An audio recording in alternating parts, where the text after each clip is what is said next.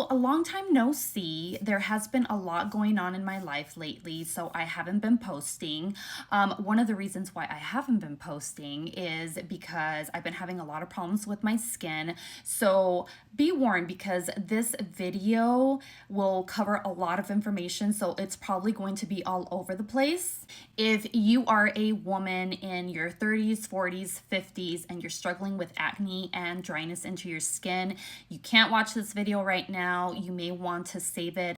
So for starters, I finally have a job. So I am so excited. I'm starting my job next week. And for those of you who don't know, I've been struggling a lot finding employment. I've probably been struggling for like a year and a half. Let me tell you something. It was just kind of like one of those things that it was rejection after rejection. So if you're someone who is currently going through this, just know that everything happens for a reason, and I really feel that sometimes some things are a blessing in disguise, and eventually what is meant for you will come to you. So moving on, I have mentioned in the past that usually the reasons why I don't post is because I'm having acne breakouts, and you can kind of see them right there, but yeah, they're finally now healing. My skin has been out of control.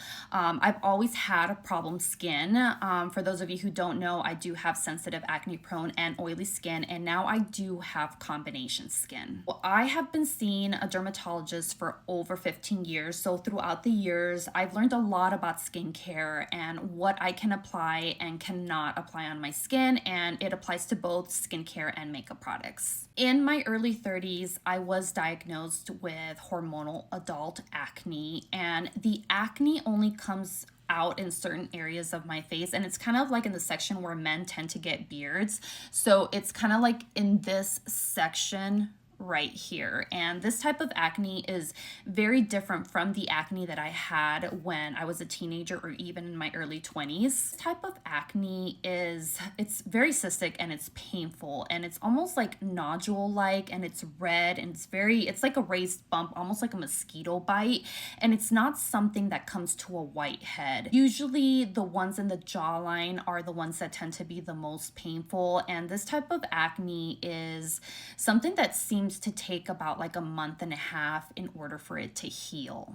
So as far as the acne part, my skin was always under control, but it started acting up about like 2 months ago. So that's when I ended up going to the dermatologist to have my acne evaluated. So this time around, she did prescribe to me a topical treatment that is fairly new.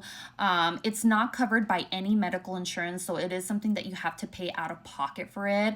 The cost was, I believe, $45, and it is supposed to last, I think she said like maybe 6 to 7 months. It is a combination of spironolactone, dapsone, and tea tree oil. As far as the spironolactone goes, it is an androgen blocker, so it's blocking those androgens from reaching the hair follicle or the sebaceous gland. The dapsone is an antibiotic, and then of course the tea tree oil is known for its antibacterial and anti-inflammatory properties. The dermatologist did mention to me that this is a great alternative for those women who don't want to go on isotretinoin, also known as Accutane. And by the way, in the past, I have been on every topical and oral medication that you can possibly think of, including Accutane, and I had the worst experience. So far, this compound has been working out for me. I've been noticing that it's drying up my acne.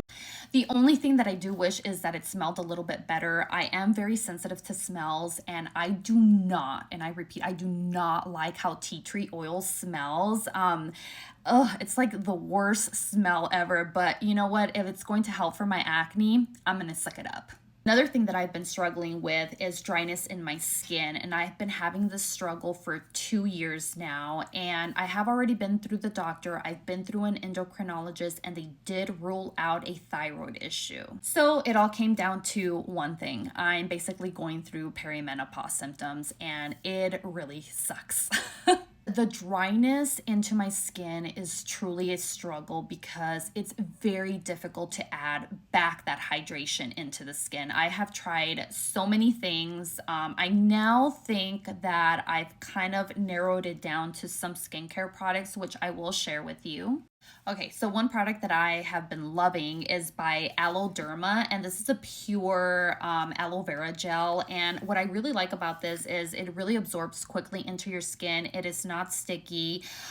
One thing is, I do not like to apply this on the days that I'm going to be wearing makeup because I don't like to apply too much product onto my skin.